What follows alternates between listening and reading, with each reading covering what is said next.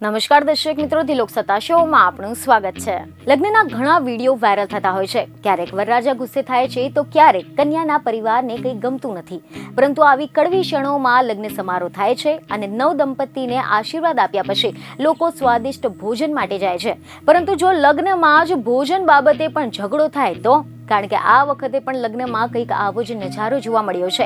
આ વખતે તો લગ્નમાં જમવાની પ્લેટ માટે બબાલ થઈ ગઈ હતી, જેમાં વર અને કન્યા પક્ષના લોકો સામે આવી ગયા હતા અને એકબીજા પર ખુરશીઓ ફેંકીને મારામારી કરવા લાગ્યા હતા, જેનો વિડીયો પણ હાલ સોશિયલ મીડિયા પર વાયરલ થઈ રહ્યો છે।